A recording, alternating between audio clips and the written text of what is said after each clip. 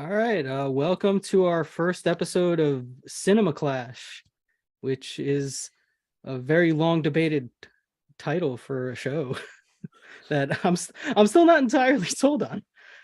You picked it. I know I did. I'm not sold on it either. See, well, this is a pilot episode. If we decide to change the title later, Yeah. No harm, no foul. This is a show. I would usually probably be fact checker, but this is Christmas, and Yes, we're Zach starting will out with a Christmas special. Merry Christmas. Merry Christmas, everybody! Happy Merry Christmas. birthday! I should have worn a Happy Christmas birthday, hat. Jesus. You can say that. Yes, happy birthday, Jesus. Even though you were born in June.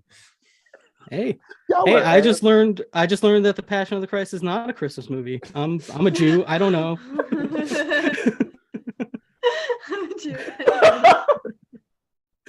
The This motherfucker episode's literally is about his death. So it's an Easter movie. It's about the death of Jesus Christ and burial. I grew up in a different world, guys. I grew up in a different world. With little hats and Little curly, hats. curly sideburns. He grew up with little hats, okay? You wouldn't understand. You guys don't get it. You don't get I it. just learned that the Passion of the Christ is not a Christmas film. Like, what? Really? They watched this in they would no. This is no lie. They legit in churches. They watch the Passion of the Christ in church during Easter. I'm like, why are you watching this during Easter? This is what? You see, Jews just watch it year round. I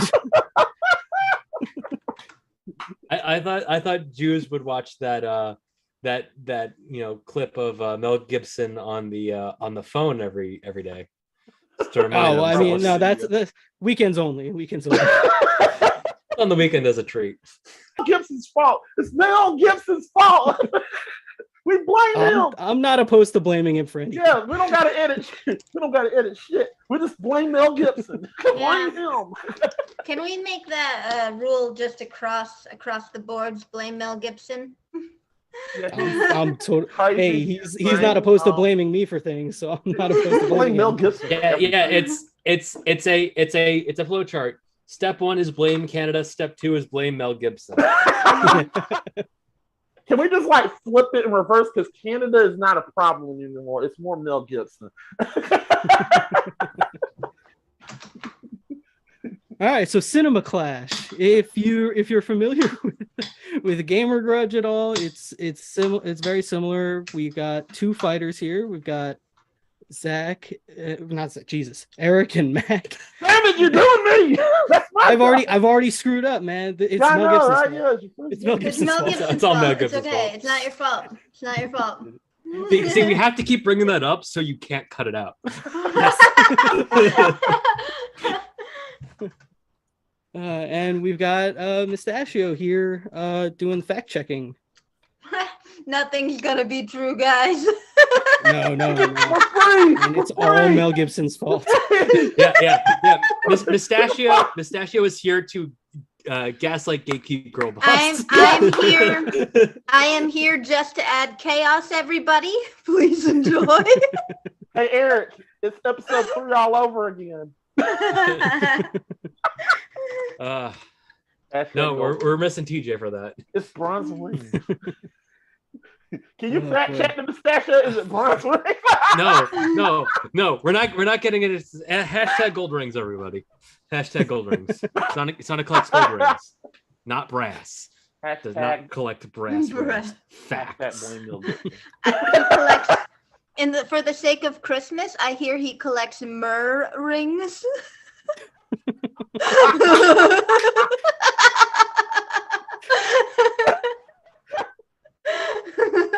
It would be funny if Sonic just collect for Chris. Did a Christmas game? He collect red and green rings. That'd be cool. All right. So we're gonna have 5 questions. The point will be awarded to the fighter with the best argument, and if there's a tie, there will be a player versus player round. Well, there's 5 questions, so there shouldn't be a tie. Yes. There shouldn't be a tie. That is true. Yeah, there should not That's be. the point of this. Yeah. All right. So If there's a tie, something's wrong. if there's a tie, we have somehow screwed up. We have screwed up. Fail city.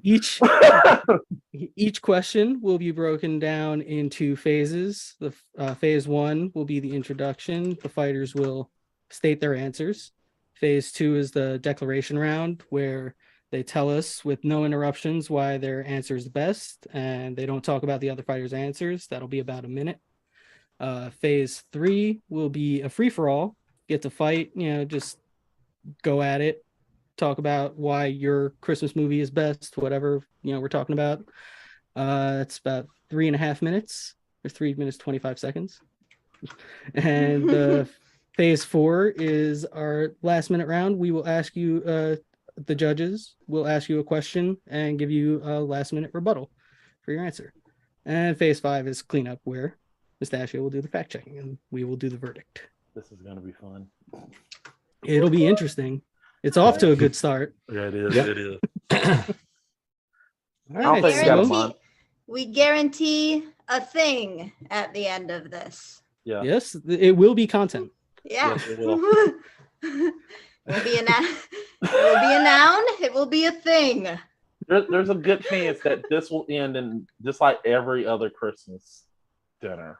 More likely, people beating each other up and literally cussing each other out. More likely. No, that's Thanksgiving. That's the wrong holiday. Wait a minute. What? Wait, that's not how you celebrate your Christmas too. Like, you don't cuss each other out. No, that's Thanksgiving. You don't tell your brother to. You tell your sister to stop playing with my fucking toy, you bitch. Once again, You sound like you had an aggressive Christmas. Baby. Question 1. Question 1. All right. Question 1. What is the best Christmas film? All right. Let's run down your answers. Mac. I went with It's a Wonderful Life. 1946 classic. Mm-hmm. And Eric. Grandma Got Run Over by a Reindeer. Fuck you. Also a classic. 2000, I believe, a Cartoon Network TV movie. Fuck you. Okay. They both got their merits, and we're going to find out about them. So let's get on to phase 2. Mac, tell us about your pick. All right, give me a second. Let me get my answer. Here we go. All right. So,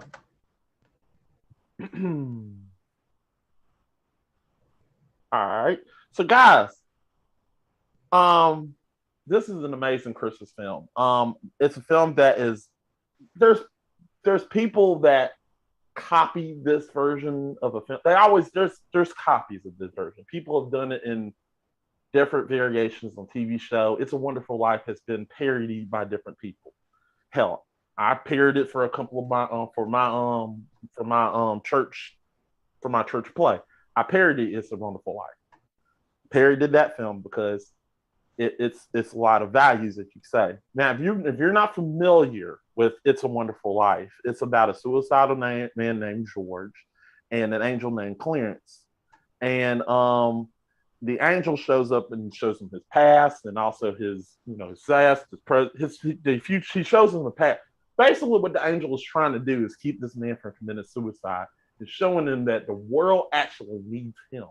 And towards the end, you've seen it there's no spoilers. You've seen it in a lot of TV shows. The man wishes that. Can y'all hear me? Yeah, it's time though. That was your minute. Fuck. Hey, you'll be able to get into it next. There's still you. time in the fight. Yeah. All right, Eric. Why Grandma Got Run Over by a Reindeer? So, Grandma Got Run Over by a Reindeer is based off the song of the same name, which in itself is a very comedic Christmas song about this weird thing about Santa accidentally hitting Grandma with his sleigh on Christmas Eve. What this movie actually is a deconstruction of everything Christmas has become. It is actually this. It's an insane take, and you don't want to expect it because it is such a weird, corny, goofy movie. But it's also like a comment on commercialism and how everybody is money obsessed and capitalistic, and how that clashes with the concept of Christmas itself. And it is this absolutely weird, strange movie that in its soul embodiments everything that you want in a Christmas movie. It is the single most Christmas movie there is in existence, period. Bing, bing, All bing. right. Yeah, we got to get a bell. All right. You heard that? Sorry. Solid arguments for your movies. Well, I'm sorry. What were you gonna say, Pistachio? Oh, I was just gonna say we should make T-shirts that say we should get a bell. Because we. Anyways. Touche.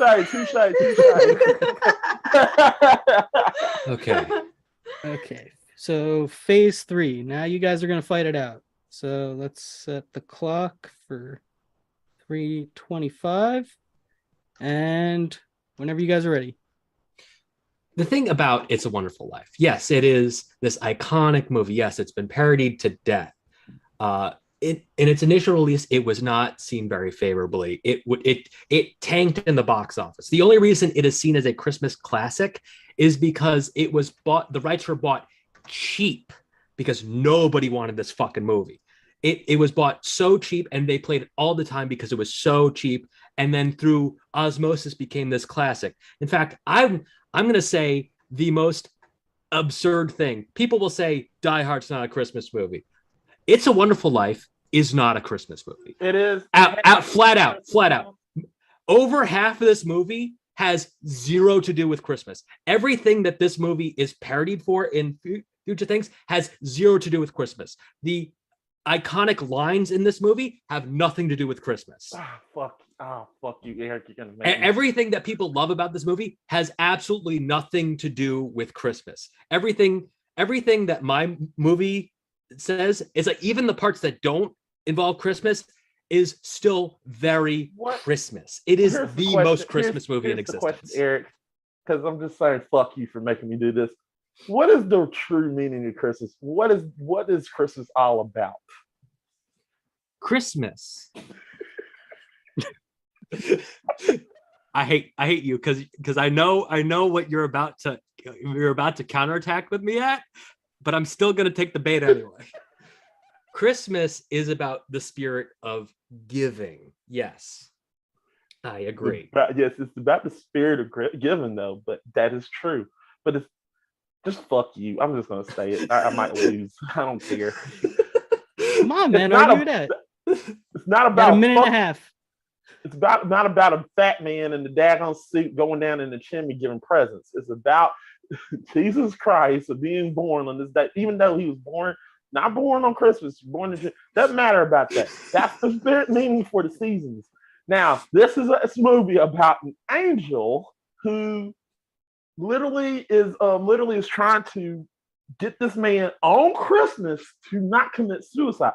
It's about the spirit of man, and that's what he is. He is actually giving the man a new life. At the end of the film, he says, it's a wonderful life at the end of the film. Which is why this movie would have been better set in Easter. Well, you want to know something? You want to know what else they didn't do? You want to know why this film done well? Because it's a lot better than it. Because I watched this film when I was little. I'm old enough to watch this film during Christmas. I grew up watching this film until PBS started putting the Christmas Story. That's why I didn't pick that fucking film, because that's a film directed. Yeah, literally, It's a Wonderful Life was a Christmas story before A Christmas Story came out. Yeah, it was.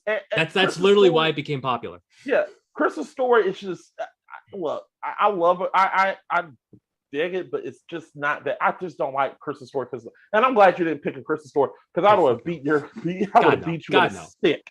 Awful choice. Awful choice. It is. It's literally a plot of consumerism, which is what your film is. You said it, which pisses me off. Is 100% consumerism. And time. Damn it. Ooh.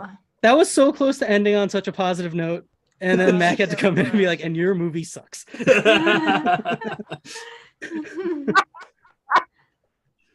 All right. So now we're on to phase 4 where you get to give your last minute rebuttal and we have to ask you a question. Okay. It's either ask a question or we get a last minute rebuttal. Okay. All right. Yeah. Mustachio, do you have a question? Because mine is just, it's all Mel Gibson infused. You're stuck.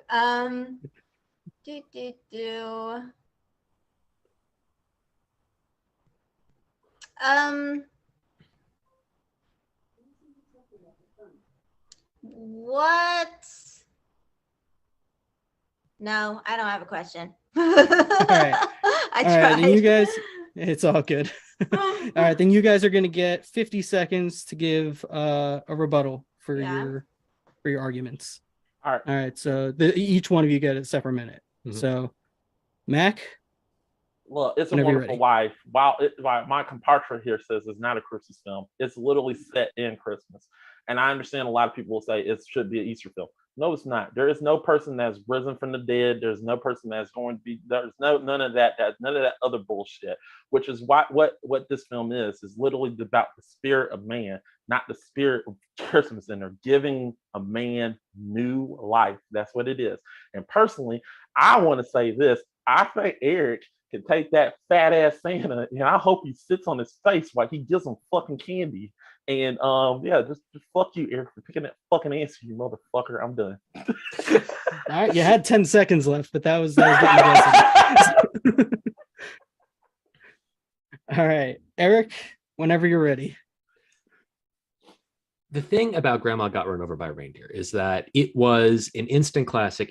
It took the original song, which was a very comedic yet dark take on Santa Claus, and still was able to turn out a very fun, very Christmassy, very poignant movie that came out over 20 years ago and is still relevant today, due to modernization of Christmas, and has still kept that same sort of, should Christmas still be the way that it is in modern day. And I think it's a very good movie that we will talk about again later in this episode anyway, because I'm not done talking about this movie. Spoilers. We know this. Time. No, you are not. All right, so Mustachio, do we have any facts to check? I have both the movies pulled up, but no, it looks like both were pretty Okay. factual. Looks like you got things pretty okay, guys. All right, so I think you both had interesting arguments. I think, Mac, you kind of shot yourself in the foot a little bit when you said that it's about the spirit of man and not Christmas, which I mean, yeah. it is. The question is, what is the best Christmas film? I agree. Yeah, and I like Eric's argument about how it's still relevant and it's got a comedic and dark take on like commercialism and stuff like that. Before you give the point to Eric, I just want to know: did my point of me telling literally his fucking fat ass Santa can sit on Eric's belly? It was a positive. It was a positive in your glad. defense. All right, cool. You got cool points for that. Yes. Good. Style points. Unfortunately, Eric's argument points for me outweighed those cool points. They don't count for much, but don't they feel good? Yeah, it's whose line is it anyway points. Exactly. as much as the rest of the points on this show is whose line is it anyway points. 50 points to Gryffindor. I'll take that point. Yeah.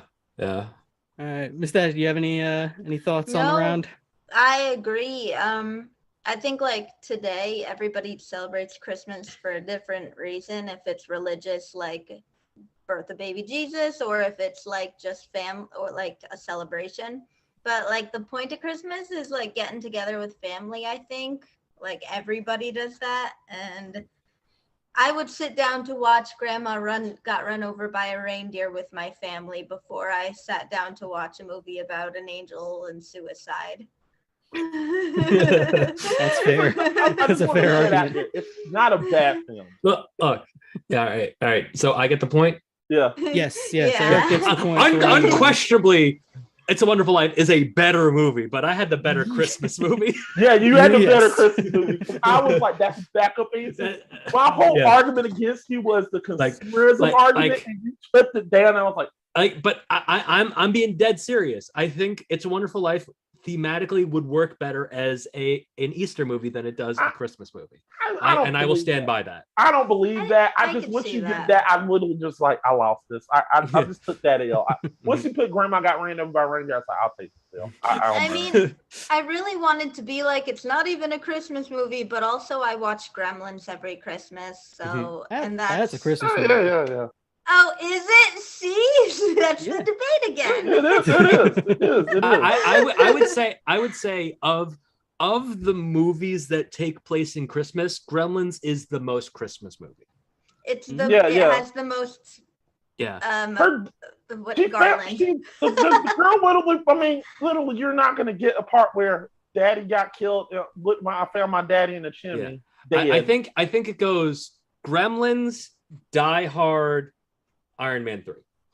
Where's wait. Where's Rocky 4 in this? Come on, guys. Wait. Where's Toy Story 1? Don't smoke, kid.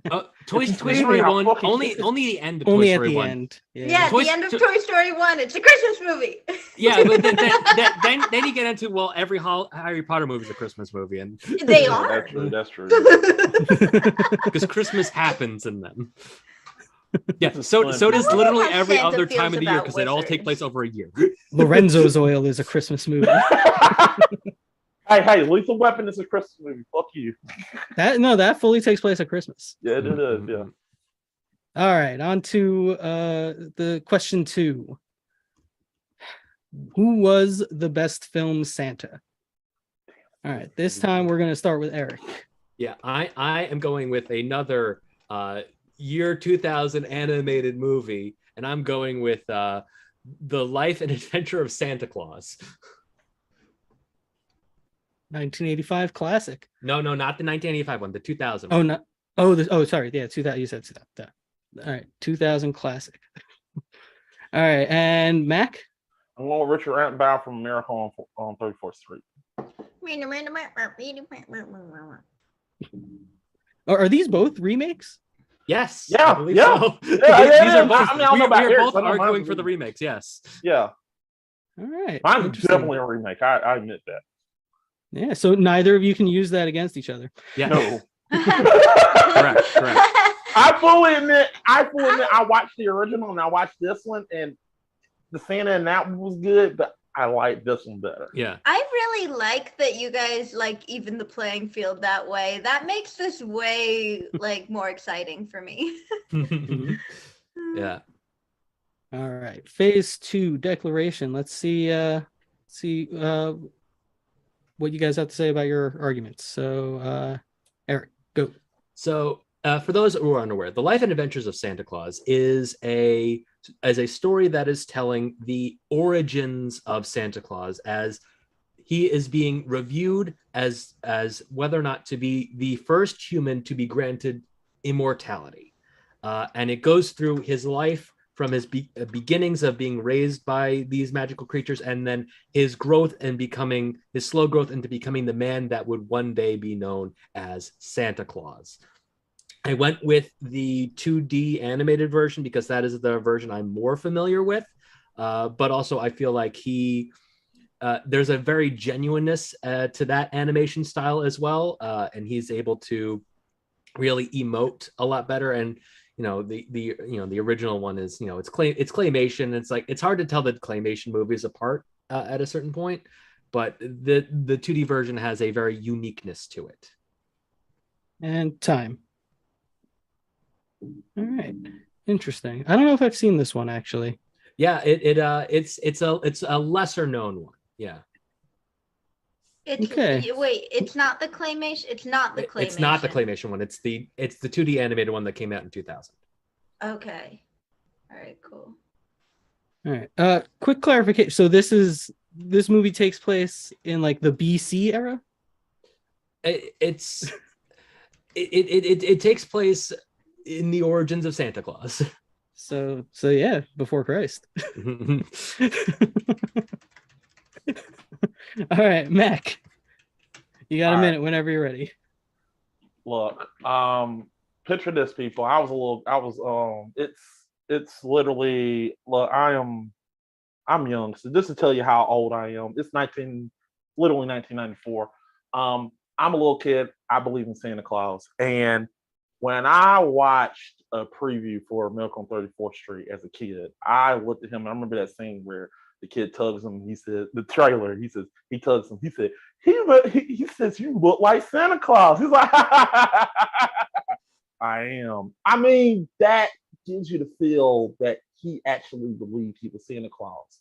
And through the film, you see him do so many different things with the kids. He literally he talks to a little girl, and the woman tells him she can't understand you, she's deaf. And he literally does sign language and tells her how beautiful she is. There are certain things, that measurement that he does, that makes him feel like he is Santa Claus. And I know a lot of people look at him and they think of Hammond Time. Damn it. You don't give me less time. Hammond from what? Mac, we just like decreased the time by like 2 seconds 2 every time you talk. Oh, that'd be terrible. I was about to get into it. See, I told you Mustachio was here to gaslight gatekeep girl boss. I was not lying. And next is Mac. Time. Ding, ding, ding. Next. Ding, ding, ding. Fuck you guys. I'm getting passionate here. This is his show. All right. Oh boy, I'm All getting into it. All right, you guys ready to fight it out? Yeah. All right, whenever you're ready. It's hard to argue against Miracle on 34th Street because that is such an iconic. Both versions have very different but very iconic depictions of Santa Claus. Yeah. But definitely Santa Claus once he's become Santa Claus. I argue that the path of the man becoming Santa Claus is a much more compelling story than trying to convince everyone else that Santa Claus is real.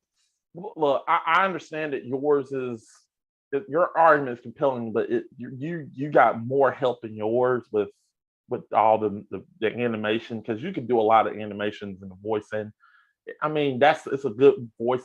I sort of look at them and like, oh, that's cool, it's interesting, man becoming Santa Claus, it's cool, but this is a man that you see from the beginning of the film, just a man on the street, and they're literally wanting to put this man in jail because they don't believe you. They just think of him as a loony guy, and he literally is going through a case.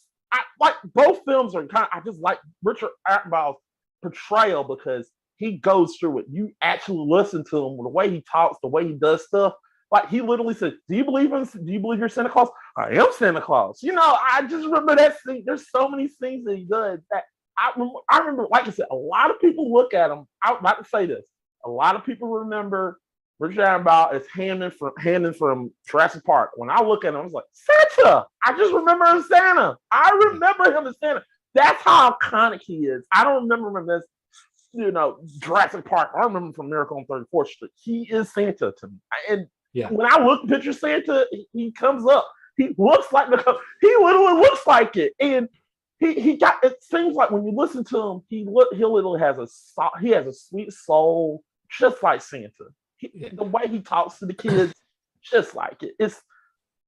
It's really it's hard. It's hard. I would just like to add that due to the way that my film comes out, my Santa has an immortal cat companion. That's cool and all, but does that make him? I mean, yeah. We're talking about like who can fight each other. You want to go in which Santa could kill each other. I mean, you're Santa probably gonna win. That's not what the fight is. I mean, I guess it could be. I mean, we chose the wrong Santas for that. Let's be perfectly honest. But I feel like my Santa literally goes through a progression where you literally gotta, like, when you see a Miracle on 34th Street, you gotta think to yourself as a viewer, is this really Santa Claus or is this a loony man? And when you look at him as he go into progression, towards the end of the film, you actually believe that Richard Attenborough is Santa Claus. And that's... Well, there's never a question of whether or not my Santa Claus is Santa Claus. Huh?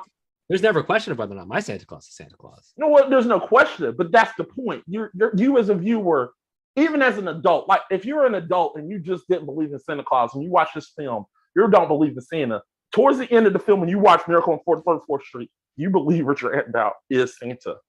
You believe it. You believe it. You can say whatever you want. You believe it because he goes through the same transformation as a kid. Yeah, you believe it because you're a kid, but as an adult, me watching it again, you watch it, get to the end of the film, you believe he's Santa Claus. You got that belief and said, this is what Richard Attenborough does. Time. He gives you that belief. I'm sorry. It's all good. All good. I'm so glad we didn't pick Tim Allen. No, I would never. Well, they go out of his way. There's an argument for the second one where he plays the Mussolini toy Santa.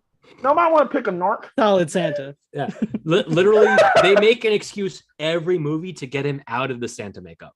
Yeah, except for the second one where they put him in even more. But they also took him out of it for the actual Santa Claus. Yeah. But the when he was in the makeup, he's like Mussolini. All right. So interesting arguments. I thought they were both really interesting. But Mac, hearing you talk about Miracle on 34th Street made me in such the mood for Christmas. This is a very passionate argument. Yeah. All of my thoughts for like a question keep going back to Jesus. It's Mel Gibson coming back again. I have a question. Oh, are we in the question portion? Yes. Yes, Captain? we are in the question. Okay. So if you were walking on the street and ran into the Santa that you chose, how quick would you know it was Santa? Or would you even know? Good question. All right. So Eric, let's start with you. Well, it's difficult to say because towards the end of the movie, absolutely. But as he's progressing through the movie, becoming the man he is, Santa Claus, he does not have those iconic Santa features when he's a younger man. Those are all things that he grows into as he's that. But the spirit of the man will always shine through. So physically, no, but spiritually, yes. What was the question again? If you ran into oops, sorry. Oh yeah, if you ran into your Santa on the street, how long would it take you to recognize him as Santa, or would you even know? Okay. You ready for me to go? When you're ready. Okay. It would. I probably, no offense. If you're talking about, if I had not after just watching it, yeah, I would recognize him. But if you're talking about like years down the road, if he starts talking to me and starts talking a little bit, I would never know because it's the adult in me. But once I get the jingles and he starts showing me, like that's the whole point of him. He literally will try to convince you, like tell you more stuff about yourself. He would know more about you. It would be something interesting, like, hey, yo, you remember that toy truck I got you? Remember what? Like. That's the way I feel. He would literally do stuff to convince me. I thought, this man's crazy. But at the same token, like, he remembers certain things about me, which kind of creeped me out, but it gives me sort of a softness to my heart, And time. All right. So it would creep you out if you ran into him on the street a little bit. Yeah. But you're an adult. It would creep you out. You know, I feel No, like no. Santa is a balance of sweet and creepy, though. Yeah. He's like gives you presents, but he also sneaks into your house, like yeah. through That your is true. chimney. It all depends. It all depends on when you run into him. You run into him during Christmas time, fine. You run into him during SantaCon, fucking run. Run. If you're yes. And if he's breaking into your house at another time of year, probably a problem. Problem. Like, yeah, I got a gun. if Santa comes on a Tuesday in June.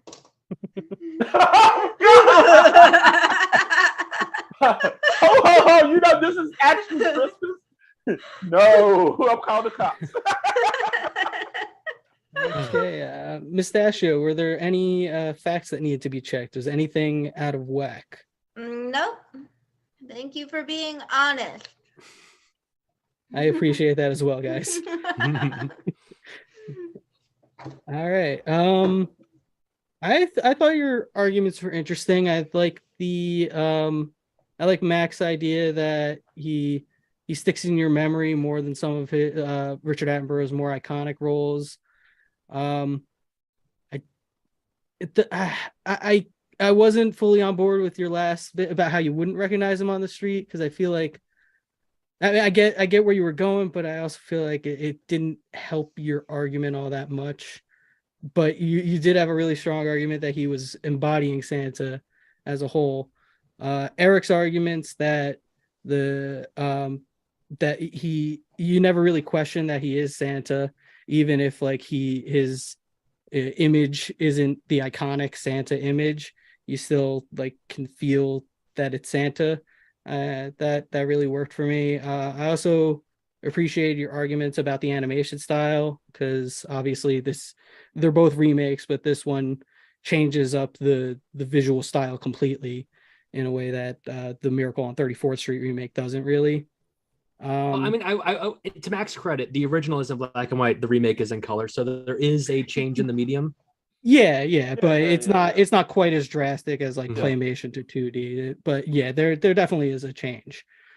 But I think I gotta go with Mac on this one, because his initial arguments about why you believe that Richard Attenborough embodies Santa and his dealing with the children and how he is like a very iconic Santa in film, that really worked for me. So I'm gonna go with Mac on this round. Mustachio, you have any? Yeah, I'm glad that we're on the same page so far with this, because I agree. I think I'm like, these are two movies that I love. Like I like the claymation version. I've never seen this one, but I'll probably watch it. But so like it was tough.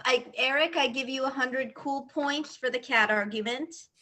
But Mac, I think it's gonna go to you, just because on screen I think he just is Santa, and versus just seeing the arc of Santa, which is useful and interesting.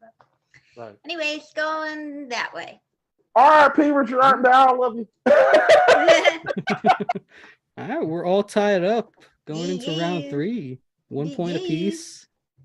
It's an interesting match so far. All right, so question 3: what is the best toy in film? Let's start with Mac. I'm going with the Radio Flyer Wagon from. I thought you want me to go to a particular film. I'm going with Radio Flyer. I mean, that's the best pick. That's what I think, right? I mean, I could have picked the Little Rascals because they did technically use it in the rights. Yeah, but it doesn't fly. That's true. Don't pull that bullshit on me, Eric. I know you're gonna pull that. Don't take my imagination from you, son of a bitch. Hey, you might have an uphill battle, because Eric's got a very interesting pick. Eric, what do you got? I went with everything and everyone in the Lego Movie.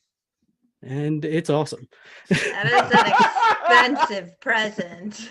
Yeah. Well, no, it's not a Christmas present. It's just the best toy, period.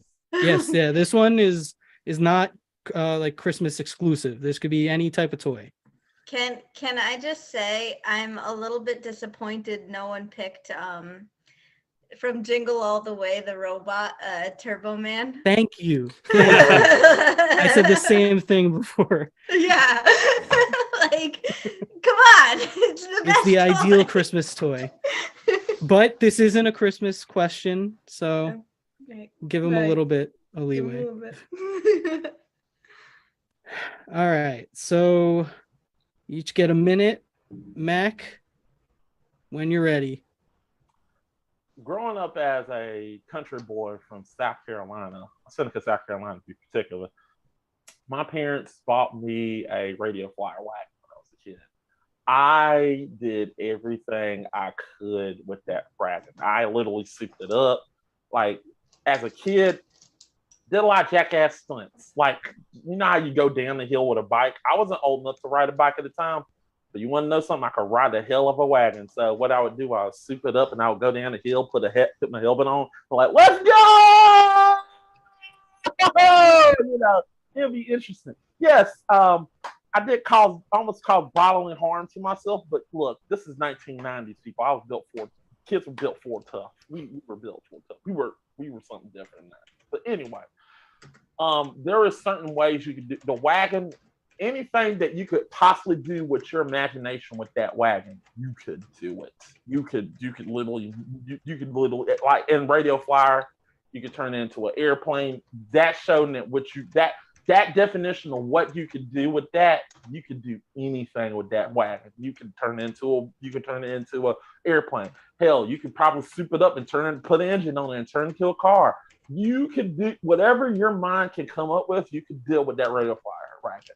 And when I was a kid, I was literally 6 years old when I got that Radio Flyer wagon. Oh, we lost Scott. Talk about. Anyway, I think Mac was pretty much done with this point anyway.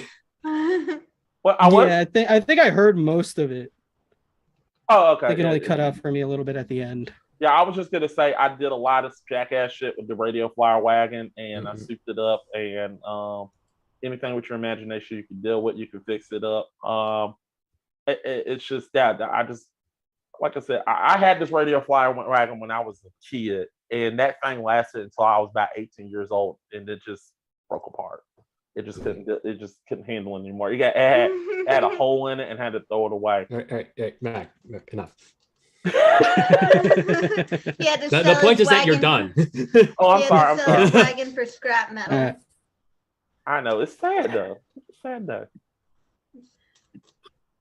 All right, let's just get back into it. Eric, all right, whenever you're ready. So the Lego from the Lego movie. First of all, they did a very different thing than they do for normal animated Lego properties, where they made sure to stay with the actual articulation, and everything in the world was 100% made of Lego. Fantastic. Because, spoiler alert for like an 8-year-old movie, there's a point where it pans out and you see that the entire movie has been actually played with by this one kid playing with his father's Lego, and it pulls out and you see every little bit of everything that you've experienced in this movie, and every character, every set piece. It's all Lego. It all exists in this physical space. And it's the whole movie itself is all about, using Lego to build what, the instructions say, or to follow your creativity. And by the end of the movie, through all these creative uses of these set pieces that his father has made, he ultimately convinces his father that Lego should be played with. Pardon me. And the plural of Lego is Lego. Lego. All right. Let's move on to the fighting round. You guys are gonna have 3.5 minutes on the clock. Whenever you're ready. I don't know. A wagon. I've never in my life been like, yeah, a wagon. Oh yeah, I could do so many things with a wagon when I could just have a bicycle. I would rather be able to actually propel myself forward than just let gravity do all the work. Well, see, that's the whole point. That's the thing. It has wheels. Like I said, you can soup it up to do whatever you want. That's creativity. It literally teaches you how to do stuff, and literally, like, you can do. Like I've seen people do. Have you not seen what you could do with like in the '60s? What they did with that radio flyer wagon? They legit put. They legit has like you legit had somebody literally put a horsey ride on there and literally just let the kid ride on it while the other person pull it. They had that. Also, as an added bonus, I didn't finish what I said. I did some stupid. Look, I was really, really crazy as a kid. I literally tied a rope on the end of the pulling ring, and I tied it to the end of a truck, and I rode on the back of it. So I don't know. I don't think we should be condoning such level of violence on I the understand. internet. I understand. I know Cinema we Clash say does not approve. I know we disclosed that this is That's- made for adults and this is an adult channel. We curse a lot, but still, I we understand shouldn't it. condone violence to this. Doing these stupid decisions for people of any age. If you're an adult, you shouldn't do it. this. But I'm just saying, it literally there are different ways you can have this wagon, and you literally can soup it up any way you want to. There's different ways you can. And there's endless actual creativity that you can do with Lego. Yeah, that's fun and all, but but I had Legos too, and when I was a kid, this is me as a kid. When I had Legos, I remember I got the. No, we lost Mac. Yeah, Mac, we lost your audio. Yeah, your lapel stop. I paused the clock. Because it in post. It's okay. Did the lapel mic die, Mac? I think it did. I think you forgot to charge it. Yeah, I did. I just got it out of the box. It works. I like it. Can you hear me? Yeah. Yep. Okay. I just got it out of the box. I just got to charge it. Yeah. But anyway. New? That sounds good. Yeah, I'm sorry. I'll probably have to charge from now on. So ready to go? Yeah. Okay. Ready. What I was saying was the thing about I had an X-Wing Legos as a kid, and I put that thing together, and it's hard to get everything adjusted with it. It's just like I was like, I'm Luke Skywalker. And I was like, I played with that thing for like 2 days and I got bored with it. Now that wagon, on the other hand, I acted out. Like my favorite film is Indiana Jones and the Last Crusade. I legit acted out that tank scene at the end of Indiana Jones and the Last Crusade. Acting like I was literally beating up like I was Indiana Jones and I was going on the tank and I was beating up that damn Nazi general, colonel, just beating the shit out of him. Acted out the scene where he actually looked like he's going up the mountain. It was so cool. The wagon literally is. I don't know. It's a whole entire infrastructure of your imagination. If I were to choose a wagon from a movie, I would have chosen the Reptar wagon from the Rugrats movie. It's a superior wagon. Y'all know that wagon's bullshit. This is a real wagon that you can soup up. You can soup it up and do what you want with it. Look, I take another example. The Little Rascals souped up that wagon. They did everything they could. They literally could do that. I mean, hell, if you were to give this wagon to the kids next door, they would soup the shit out of this wagon. They would do everything they could with this wagon. Legos and cool. Time. Stuck it up your nose. Stick it up your nose. Jeez. You get so aggressive at the end. Yeah. Okay. So I have a question for you guys. Mm-hmm. What is the best use of your toy in your movie? Like in the specific movie that you guys chose the toy from, because they exist obviously in the real world. Mm-hmm. All right. So we started with Mac. Yeah. Yep. I All right. really want to pick the radio flyer airplane, but I know that's bullshit according to Elijah Wood. But I know that's bullshit. So I really want to go with what I saw in the Little Rascals. They legit souped up that radio flyer wagon and turned it into a go-kart, which is fucking amazing. They literally took that thing from scratch and just did everything they could with it.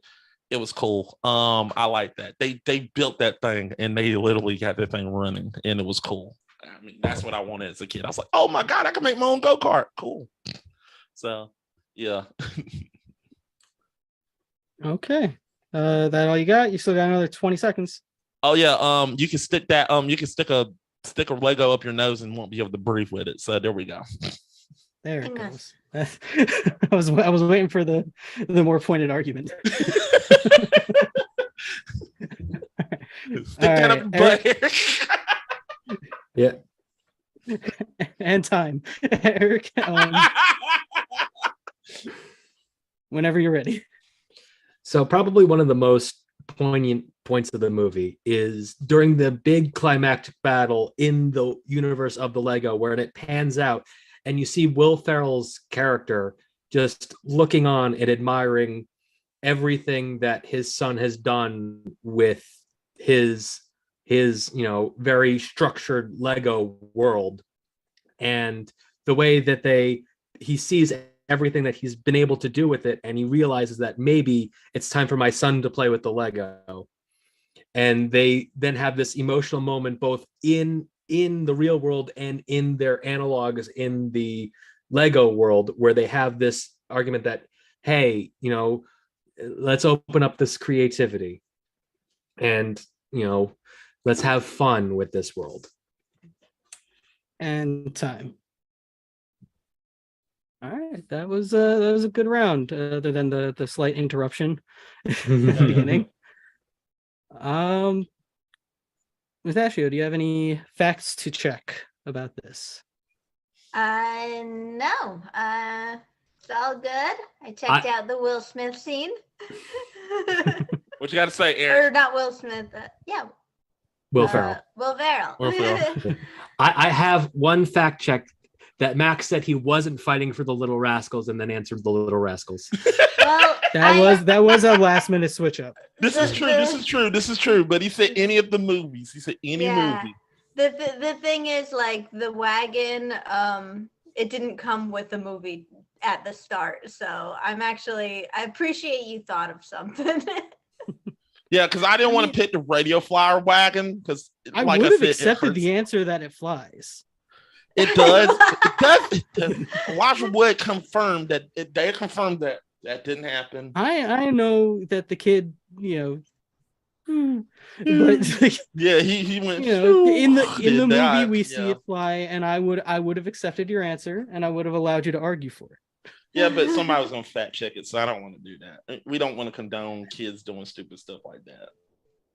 You told kids to go skitching on a that's different. A radio flyer. We don't do that no more. Don't do that, kids. That's 1990s crazy, not 2000. We don't do that now. All the 90s. 90s were a dangerous time. Yes, it was. I like the arguments that you guys made. I like that Eric's proposal that there's like an endless amount of creativity that comes with this, with Lego. I believe I agree with that a lot more than the malleability of something like the radio flyer wagon. There's really only so many things you can do with it. It is a wagon.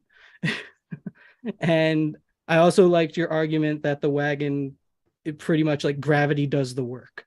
That was a nice dig against it.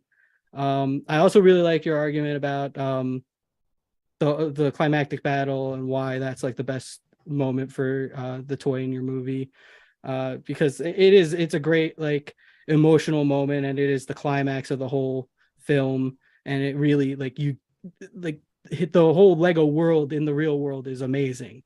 And like just because like everything that you've seen before is CGI, like seeing the real Legos on the table is like it really is impressive. Although I do really appreciate Mac's arguments about doing jackass stuff, because I was very similar as a child. I would also do a lot of jackass stuff, but not with wagons, mostly with like seesaws and jungle gym stuff. That's more dangerous. I couldn't do that. Parents were looking. I couldn't do that shit. I mean, I don't know how you didn't die. How didn't you die when you were attached to that truck? Well, let's put it like this.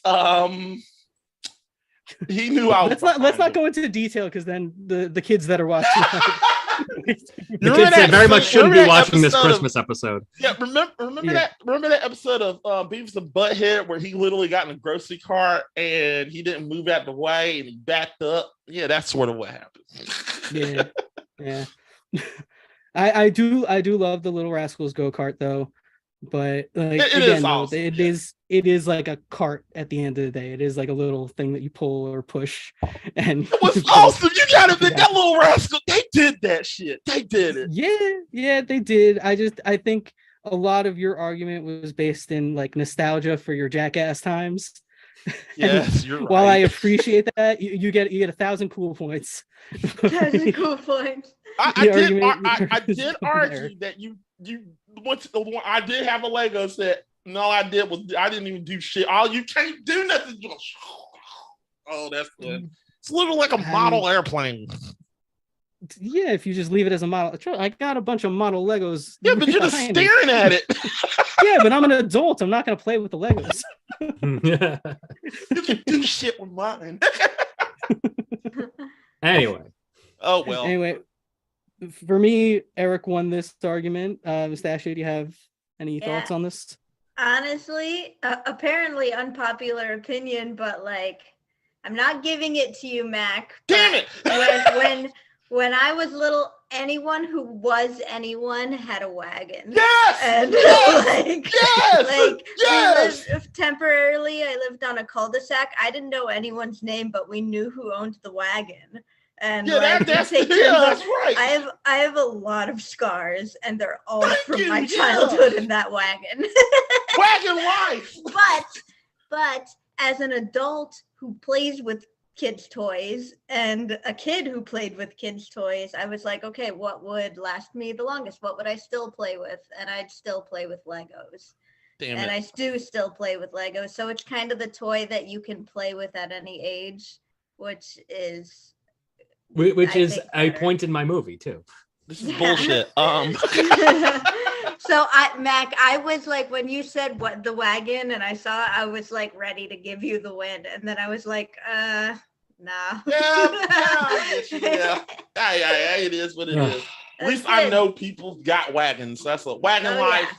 You must have had friends too. Wagon life. Had a lot of friends. Everybody does stupid shit. Yeah. That's the 90s. You do stupid shit. I just don't get it. Those were the my hills were too steep to do wagon shit. It was actually too dangerous. I live on fucking North Shore, Long Island. That shit would actually kill you. Oh yeah. If you were in the 90s, you know how many kids did some stupid shit, and I was one of them. Like I literally did stupid shit. I can do it. My driveway is at a fucking 45-degree angle. It would actually fucking kill you. I would attempt it. We have like a collection of home videos, and behind the camera, occasionally you'll hear my parents like, "What happened to your face, Mara? Or what happened to your face?" It's like wagon. Was always the answer. Hey, that's the reason I practice safety. I literally put a helmet on and a mouthpiece. I was prepared. I was prepared. We did stupid shit, but we had razor scooters by the time I was in. Oh yeah. Got rip your ankles. Oh man, goodness. Those are. I'm telling you, those are good times. I'm just letting y'all know. That's Christmas, people. Going down a hill with a wagon or a bike. Funnest shit ever. I mean, Christmas time, you got to go down in a sled, though, man. Yeah, but we don't have snow in South Carolina. We got the toboggan. Okay, that's true. That's what the wagon does. It replaces that. All right, let's. I'm sorry.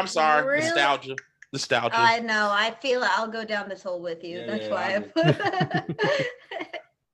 All right, on to question 4. I will question that ale. All right. Who is the best Christmas villain in film history? And we're gonna start with Eric this time. All right, guys, I promised it at the top of the show. We're coming back to it. Cousin Nell from Grandma Got Run Over by a Reindeer. It's back. All right, and Mac, who was the best Christmas villain? I went with Timothy from The Last Kiss, The Long Kiss Goodnight. Timothy, the CIA, CIA psychologist special for the CIA. as played by Craig Bierko. Oh yes, he was awesome. Yeah, he was in a bunch of stuff in the 90s and not a lot anymore. Yep, exactly. All right, let's go on to phase 2. Eric, you're gonna have a minute on the clock whenever you are ready. As I talked about at the beginning of this show, Grandma got run over by reindeer. It focuses a lot on this capitalist side of Christmas, and no character better embodies that than Cousin Mel, whose whole point in this movie is to try to sell her grandmother's Christmas, year-long Christmas business to this big land developer, so that they get a big buyout, and they can put whatever it is he wanted to do in the space of Oppenheimer's. And the way Cousin Mel does this is that she tries to poison people by putting reindeer nip in the fruitcake, which is what causes Grandma to get run over by a reindeer. She instigates that. And then when Grandma is then later found in this movie, she teams up with attorney I.M. Slime to sue Santa Claus for gross negligence in an attempted vehicular manslaughter against Grandma. It's all this whole thing where she's just this absolute greedy, self-serving, complete bitch of a person, and she relishes in just being the absolute worst possible person. And time. Fitting. Okay, Mac, when you are ready. The reason why I went with Timothy from A Long Kiss Goodnight. Timothy is literally a big villain in this film. The whole point of it is he is a terrorist. He's a CIA. He works for the CIA to literally promote terrorism, to get funds he's literally falsifying something so they can get falsifying an attack so they can get funds from the government. That's the whole plot of this film. Now, the reason why he's evil is the fact that Timothy literally is an asshole of a villain. He comes out, and Charlie, the protagonist of this film, we all know, who does a good job as it, literally has his daughter. What? Gina Davis. Yeah, Gina Davis. And you figured out that Charlie's daughter is his daughter, and he says this is him. He says, ha ha ha. He said, it's yours. Look her in her eyes. And he says, ha ha, bring my little bitch over here. He literally says that and literally goes in there, looks at her, and just realize that, yeah, this is my daughter. Oh, well, sling her in the freezer to leave her to die. Literally leaves the whole family to die. Now, you're probably going to go, I'm going to go deeper into this. Time. I'm going to go deeper into this. You're going to have to get deeper in the argument. Yeah. Yeah. This is just the, declaration round. Yeah. All right. So you guys get 3.5 minutes to argue this out whenever you're ready. All right. Look, also, I want to say something else about Timothy. There is a part in the film where one of the people that works for him literally says, I'm dying, man. I don't think I can complete the mission. Can you help me out here? Continue. And Timothy responds with, continue dying over. He just literally just let the man die. And also, in the film, his plot is literally to blow up the bridge at the chemical bomb at Niagara Falls. Now, you're going to probably say that, man, did they stop? They must have stopped the bomb in the film. No, they did not. They still got away and blowed up that bridge. They blowed up that bridge. He accomplished his mission. Mind you, he died in the process. He still accomplished his mission, dying. So technically, he completed his mission. What you got to say, Eric? Cousin Matt, all right? All she cares about is her own personal payday. It doesn't matter the thoughts of the rest of her family. It doesn't matter that what she's doing is going to cause financial ruin to the rest of her family. She wants to, make this big payday. It doesn't matter who gets in the way. She was literally trying to poison the people that were buying Grandma's fruitcake, which in the universe of this movie is a Christmas staple of the community. Well, here's my thing. This seems like a murder mystery. What does this have to do with the Christmas of the villain? Because what you're trying, you didn't even get to the part, but you didn't want to argue the point that she tried to go after Santa, and what she was trying. I did. But if you want to talk about that, did we all watch The Grinch? He tried to take all the presents, but it didn't do shit. Them who's were saying bye Christmas. They don't. Christmas does not come, as Grinch said.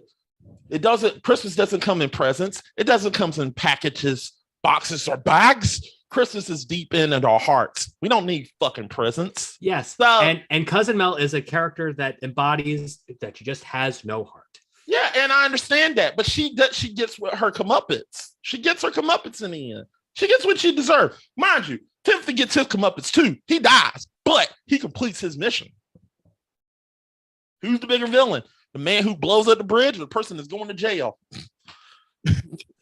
I mean, Timothy dies knowing that he did what he was supposed to do. He's like, I succeeded in my mission. That man's in hell right now, happy because he did what he was supposed to do. He did exactly what he wanted to do. Again, I do have to question what your villainous plot has to do with Christmas. Oh, legit. You want to know what my film has to do with Christmas? Everything. Okay, maybe let's save that for the next round. Fuck, really? That could be our next phase question. Yeah. I'm just saying. Yeah, that could. But here's the thing. The reason why what it has to do with Christmas is the fact that it literally is the woman is literally a homemaker, literally trying to spend time with her family on Christmas, and finds out that she is a spy, and her family she's literally trying to spend time all this time with her on Christmas, and they even say Merry Christmas to each other during the film. It's fun. Everything, there's Christmas there, Christmas parade, everything. It got the whole pazoo. You said in your first argument how Die Hard is not a Christmas film, and you're gonna argue that shit with me. It's around Christmas, so don't pull that bullshit on me, Eric Osmacher. It's based on Christmas, so don't pull that bullshit. I didn't say your movie. I said your villain's plot. Oh, my villain is literally says Merry Christmas in the film. And come on, he literally. Oh, also the bridge. There's a lot of people going on that bridge to and for to Canada to get to their families for Christmas. Right, Mac. He blows up that bridge. Fuck. It's so fun to when you can knock Mac off his footing. Yeah. He flounders. Okay, so let's go with what does your villain's scheme have to do with Christmas? Like how is it a Christmas scheme? All right, and who do we start with this round? Me. Start with Eric. All right, Eric, whenever you're ready. So Cousin Mel's whole scheme is that she wants to sell the year-round Christmas store of Oppenheimer's, where the entire vibe, it's year-round, it's Christmas, but has a big uptick in Christmas. And does this by poisoning a Christmas time staple of the fruitcake that her grandmother makes. And then once the grandmother resurfaces, her new goal is to then sue the pants off of Santa, which then has a musical number where she does a tropical number about how grandpa's going to sue the pants off of Santa. He knows the law is on his side. Grandpa's gonna sue the pants off of Santa. Santa's going for a ride. Hey. And time. Perfect way to end that. Mm-hmm. All right. Santa's coming for a ride. Vámonos. All right. Are there any facts to be checked? Mac still has to answer his. Oh, Mac. Jesus, I'm sorry. I'm getting ahead of us. Yeah, I know. Mac, you have 50 seconds when you are ready.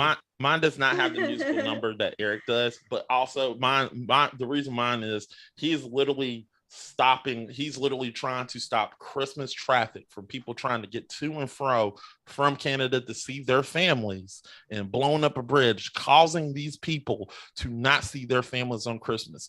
And the fact that he does that, families don't get to go to and fro to Canada. he blows up this bridge, a connection way, a gateway to families trying to see, just block, not only block, but blocking a way for people to see their families on Christmas Day. They don't get to see their families on Christmas Day. And he succeeds on that. This asshole succeeds on this shit. And that's what sucks. He succeeds in doing what he does. He stops people from seeing their families on Christmas. That's the biggest thing you can do as an asshole. And time. He messes Solid. up families. Solid closing arguments, guys. All right. So now fact checks. Do we have any facts to be checked? I did not find anything, though. I haven't seen the Timothy movie, so I was Long Kiss Goodnight. It's a fun Yeah. movie.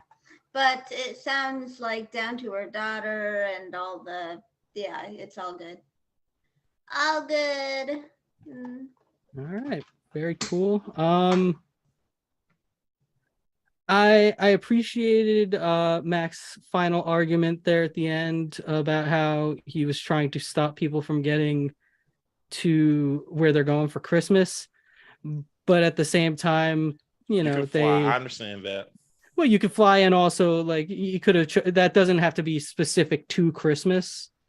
Like you could pick another heavy traffic time of year and do the same type of thing. I feel like and blow up a bridge.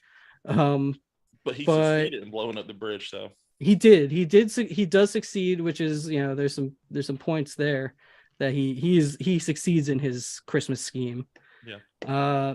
Mel's Christmas scheme is much more Christmas related, True. especially the suing Santa part. That's pure Christmas. They're both clearly terrible people. Timothy's, you know, the people he hurts, there seems to be a lot more of them because he is a terrorist. So he ends up like just going after anybody. And he's also like they're both self-serving characters. They're both trying to ruin family kind of in a way. I mean, he kills his kid, I think, right? Oh, he attempts to kill or he puts her in the freezer. Puts her in the freezer. He literally left her to die. Yeah, so they're both pretty terrible to their family. But as far as Christmas villains go, damn it, you really gonna do this? It's the question. I understand it, damn it. I could have picked. I really should have picked Mr. Joshua. Damn it. I feel like you'll run into the same problems with that. I didn't want to pick Voldemort. He has no nose. Voldemort historically hates Jesus. He has no nose. That's why I didn't pick him. No nose. But I do think you both made really interesting arguments for why like they're good like villains overall. I just think that Eric's arguments for why they're a Christmas villain is just a little bit stronger. I'm gonna give you 35 cool points because he's a CIA terrorist. But other than that, I got to give this one to Eric. Damn it. Mustachio, any thoughts? Yeah. For the fact that it sounded like it took 4 rounds for Christmas to come up in your movie, like that's what did it for me. But bravo, it was a fun fight. I want to watch bullshit. I just want to say this. Watch the last Watch the last Kiss Goodnight. It's a real fun film. You will have fun. Look, I'm satisfied that I won 2 questions with Grandma got run over by a reindeer. Fuck you. Dude. And if you want to have some extra fun, watch The Long Kiss Goodnight and take a shot of eggnog every time they say Christmas. You will have 1 shot of eggnog. So Eric won. We'll just go to the 5th one. Yeah. Right? We'll go to round 5. I've won the ahead episode, and but I do still that. want I to do have this a last fun question. Yes, the episode has been won by Eric, but for the sake of the question, let's move on to round 5. We play the national anthem or something? God. Hell no. No. So Fuck question that shit. number 5. Fuck that shit. Question If 5. we did that shit, Zach would literally get on here. No. Exactly. There's reasons so why we don't bad. use He just pops in. Yeah, There's he a would reason pop in I like, didn't- for the land of the free. All right, question 5. Pitch Silent Night 5. All right, we are Silent going Night, to start Deadly Night 5, which Silent a movie Night, that Deadly Night- exists. Sorry, Silent Night, Deadly Night. Oh, does exist? I thought it was. Yeah. Is it?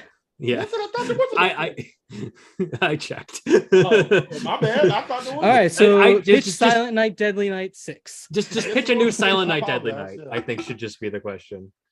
All right, the Yeah, question is pitch a new Silent Night, Deadly Night. There we go. And we are going to start with Mac this time. Oh, mine is Silent Night, Deadly Night 6, Season's Greetings. No, sorry, correct that, flip that. Seasoning's Greetings. Get it? Seasonings greetings. Huh? Seasonings greetings? Greetings, yeah. Or Like- I really Like wanna- I you really like wanna say seasoning like a steak? it was so hard that I was going to say garbage time, garbage day. I was going to really go with that, but I really wanted to use All right. garbage day. My movie is called Silent Night Meta Night. Silent Night, Meta Night. All right. And all right, we're gonna put a minute on the clock. And Mac, whenever you are ready. Mustachio, get scared. Get ready. This is about to get dark.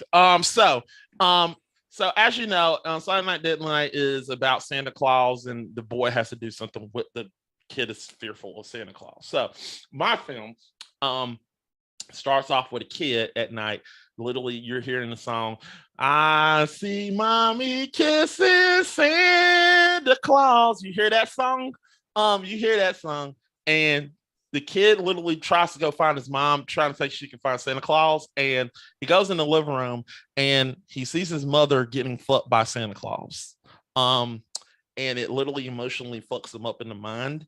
And he literally thinks she's getting fucked by Santa Claus, but actually he thinks he's strangling her. What happens is the kid goes up, hits him in the head with a bottle. It turns out to be his dad. He kills his dad by accident. He goes into therapy. And he goes through this whole traumatic situation growing up that, man, I didn't mean to kill it. He actually becomes a little bit more society. He gets into society. He does a little bit better. And time. Damn it. I was going to go into the detail of my end. Does the pitch round work the same? No, it as, doesn't. like, Just give him more yeah. time. Yeah, All my right. bad. So, how much? Yeah, because I feel like Give him another 2.5 minutes. Another 2.5 minutes. Yeah. All right. Sorry about that. All good. Yeah, I should have clarified that before I started the round. Yeah. All right. So 2.5 minutes whenever you're ready. All right. So as I was saying, he figures out, he goes into therapy. He actually is making a complete recovery. He's recovering from this. And he goes to a halfway house. And it just so happens to be in Minnesota. And it's a snowy part. It's snowing that night. And he's sitting up there and somebody is literally committing crimes as Santa Claus. And Eric, he dresses up like he's literally gets drunk one night and he dresses up as Santa Claus and he's doing all this and he's trying. Everybody suspect that he is the killer, but he's not. He just dresses up as Santa Claus, and he goes around and people are confronting him and they're trying to literally pin all these crimes on him, but it's not him, and they keep pinning it on him, and he keeps trying to reveal himself that it's not me. I'm not the killer. And then at the end of the film, everybody gets killed by that Santa Claus. Everybody get killed by the Santa Claus except him. He goes in there. He actually kills that Santa Claus. He kills him as that almost the exact same way he killed his dad, only he put an axe to the back of his head. And then the police come by and they think they see him. They see the Santa Claus that was dead, and he goes around and he goes to attack the police officer, where he promptly gets shot by accident. The end. All right, not a bad pitch. Still got 45 seconds left. Also, I want Tom Holland to play my character. Tom Holland. Yes. Interesting choice. Mm-hmm. And the killer has to be Stone Cold Steve Austin for some odd reason. I just want to put that in there. Yeah, Tom two Holland people is- that get confused all the time: Tom Holland and Stone Cold Steve Austin. You're damn They have right. similar body types. They have very Can I similar get a body hell types. yeah? Can I get a hell yeah? It's just Santa with 2 beers, just smashing them together. All right. And time. All right. Eric, you're gonna get 3.5 minutes. All right. So whenever you're ready. My movie, Silent Night, Meta Night, is in fact it's a reuse of a Robert Rodriguez classic of Spy Kids 3D Game Over. So what I am doing, I am taking Spy Kids 3 and making it deadly. So we have this insane game maker who wants nothing more than to end the lives of all these children. And the best way to do that is to get them addicted to his VR video game in the metaverse, where the name comes from. So all these kids, they all get their VR goggles, they're in the game, and then come to find out you can't leave the game, and if you die in the game, you die in real life. And there is a massive this is a massive Christmas present. It's the big ticket item at Christmas. It is released and sold Christmas morning. It is the wildest shit you've ever seen. It gets insanely, big numbers. It was like a big, well reviewed, and then he flips the switch and it goes deadly. And he goes around in the metaverse as himself, dressed as Santa Claus, giving all these children presents and murdering them on the spot. And it's up to Junie Cortez to go in and stop Santa Claus from murdering all these kids. So it's a crossover. It is a crossover. It is set in the Machete universe, actually.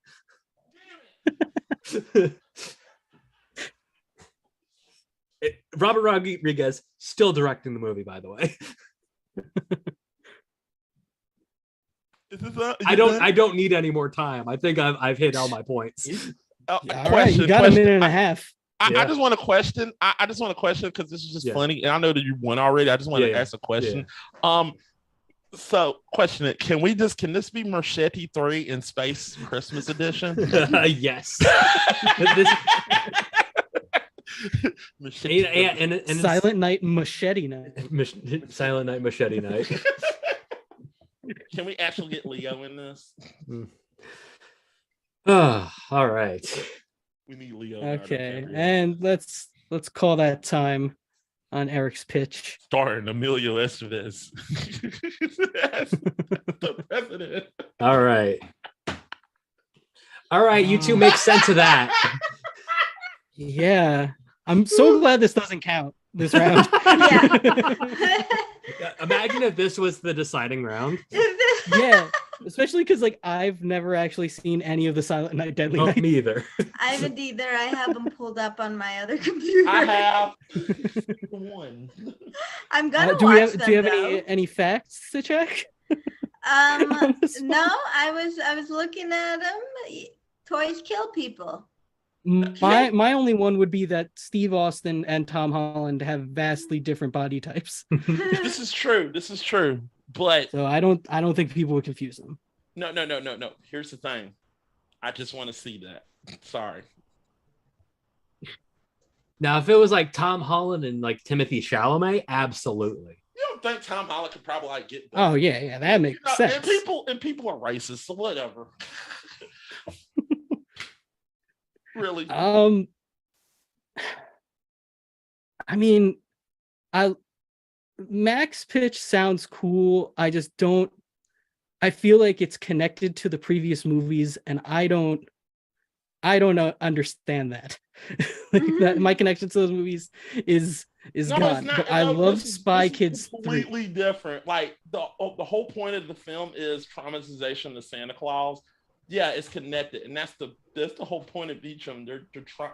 If you've not seen like the second one and the third one and the fourth one, it's just literally bonkers. Like he just literally just goes on a killing spree for no reason. We haven't seen any of them. Yeah, it sounds what you pitched sounds like a movie that I would watch. Mhm. Like it sounds like crazy Santas killing each other, killing people. It sounds cool. Steve Austin, Tom Holland. It's insane. I watch it, but the idea of bringing back the Machete verse with like the Spy Kids and like getting all like violent and in a VR game with the meta, like it was all working for me, every aspect of it. So I'm gonna solidify Eric's win even more. Mustachio, do you have any thoughts on this pitch round? Yeah, honestly, Mac, yours would work really well with the series just based, I haven't seen them, but I like what I was briefly looking at. It does fit better, Mac, but I want to watch the one Eric pitched more. When you said things were about to get real creepy, I was like, ooh, okay. No. I grabbed the I popcorn. thought the fucking Santa Claus Yeah. fucking was the Oh part. yeah. Oh no, I saw it. Thank you for the warning, but I give it up to Eric. That's bullshit, and you all know it. And he did not. And you want to know something? He kept talking about Christmas thing. Y'all talk about this is not a Christmas thing. Mine was for the first time on here. Mine was based on the fucking premise, and you didn't pick me. That makes me mad. That makes me mad. Max starting his Grinch era. Max I starting did his the Grinch era. pick, It's fine. and he It's fine. didn't do it. I should win based on your bullshit that you put me through for 4 rounds. I should win. Look, that. you know what? We can give you the round, Thank you. Just give me the damn. but I don't care. I deserve that. If I'm gonna lose on the basis of the fact that Eric literally pitched a better film, I pitched better shit, and he literally pitched, it's not Christmas. I'm like, what? I don't care. This round I literally pitched the shit correct, and I don't win because his is a comedy. Yeah, the score is 3-2 with an asterisk. yes, It's actually 4-1, but Matt gets a pity point. I won that point. I deserve that. I have to agree. I agree with you, Mac. That your pitch, Eric, wasn't exactly Christmassy. Mhm. It was awesome. Mhm. It was awesome. It was won. awesome. It was not Yeah. Christmassy. I was like, what? If I lose this round, I'm gonna riot. I should at least get a point for this. I pitched a Christmas film for the first time. We're gonna let this last question be more of a choose your own. Yeah, choose your own adventure, but it all ends the same way. It ends the same, but Yeah, it ends the same. I I won. So guys, if I won, just put in the comments. I won because that was bullshit. Yep. Put it in the comments. Put a 3D in chat if you think I won that last round. No, don't do that Yes. shit. If you want to. What really would have lost it? What was it? The Stone Cold? I think it was the Stone Cold shit. Honestly, it was just because I want to see Eric's movie. I seen every guy do it. I knew it. It Yeah. didn't matter what I did. Yeah. It was going to be Eric's no matter what. It was an uphill battle. It's going to be Eric because of bullshit. Ah, damn it. Yeah, It was Eric- mine because I'm just better at pitching movies than you. Just straight up. I really hey, pitched the bullshit. again, I literally picked a Christmas film. and I This won. this is continuing I your won. run of like good pitches. You've had a series of good pitches lately, and this that one was isn't good bad. pitch. I wanted to see the Machete verse back in They're action. not It's all making in that the damn delivery. film. I know it's all personal preference. I know. It's personal get- preference. I don't make that fucking film. You All know. right. Let's end this episode. That's the end of our first episode of Cinema Clash. I'm Eric pissed. is our first winner. Whoa. Mac is pissed. This is classic. This is how it's supposed to be. I mean, we're already setting the vibes exactly where we are in Gamer Grudge. It's fine. Yeah. Fuck Yeah, you, we Eric. started off talking about Mel Gibson and we ended with Mac getting angry at you. Fuck you, Eric. Matter of fucking Christmas Day, everybody. You happy? I lost. All right. Yeah. If you find me on Twitter at Bunk Bunker, if I tweet about something, if I'll do it. Yeah. There you go. Yeah. Anybody else? Mustachio, you got anything to plug? Not really. Working on some business ventures. You can find me here or follow me on Instagram as I'm Batmara, kind of like I'm Batman, but Mara. Very cool. All right, Mac, you got anything? You can follow me at Tampa Buck Fan 88. If you're literally one of those guys that literally thought, man, Mac was fucking robbed, come follow me at Tampa Bay Buff Fan and something. Yeah, just say hashtag Mac was fucking robbed. And it was fucking bullshit. Look, if you are a person who, like me, accept that, It's a Wonderful Life, it's a fucking Christmas film, and you just like Silent Night, Deadly Night, Seasonings, Greetings. Actually, I wanted to name it Garbage Day, but actually, if I would have pitched, there was a guy that literally shouts Garbage Day and shoots somebody, would I have won? I think I think that's the only thing I've ever seen from this movie. Him saying There's so. a guy Maybe. Okay, how about this? What if it's Will Ferrell and he shouts Garbage Day and shoots somebody? Will Ferrell and Steve Austin is a better fit. I will say that. He just shot Garbage Day and just shoot John C. Reilly. You know what? Now, if you had done this like 2 minutes ago, this would have been a very different end of the fight. That's in my film, by the way. So you just ruined your opportunity at a good film. All right, you can find me at Chewbacca Defense on Twitter for as long as that's going on, and on here we're with Mac doing Film Talk, and with Mac and Eric and Zach doing Is It Rotten? He's also going to be the host of this show, which is right now Cinema Clash. I'm going to be the fact checker, but I'm just going to fact check everything. But this is just a concept of to see if this will work. It absolutely will like it work. We also just wanted to do something because, look, I mean, I don't know about Mustachio, but me, Eric, and Scott, we all love the show movie fights, and we also Eric was on Fan Friction, and there's no show that's doing debating right, so we want to do it the correct way. So if you want to join this show and you're a film buff, give us a holler. It gets crazy. It does. And there are only going to be 2 fighters on this show because we don't want to put us through the ringer. So 2 fighters per show. So this is going to be epic. I got people literally hitting me back saying, I want to be on the show. Well, we're going to be doing this probably in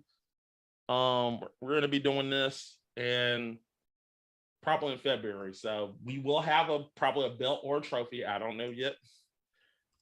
Eric, you really want to go be the double champ? I know that. Make sure that you will not get the double champ, fucker. We will have that, people. We're going to be doing this, but this is a great show. We will be airing this on Christmas, so I want to tell everybody, including the cast and the crew and the people that helped me do this show, love you all. Except Eric, he can go fuck off with his questions. But Eric, 50 points for your cool hat. Yeah. I'm just playing. I love Eric, and but fuck Zach for real. Fuck him. No, I'm just playing. I love Zach too. But anyway, I love everybody. I want to wish you, if you don't, I know if everybody don't celebrate Christmas, happy holidays to you. Celebrate Happy each holidays. other. Bye. Happy holidays. holidays, people. We're not dressed up for Christmas. I know, I didn't wear my hat. I don't have a hat. Yeah, it's not like the last time I was on a Christmas episode and I wore a sweater. I at least wore red. Hey, I wore red this time, and this time I did not pitch. Mrs. Patman literally kissing the shit out of me. That was a weird one. I should have won. Bye. I should have won that. Damn it. See y'all. Bye.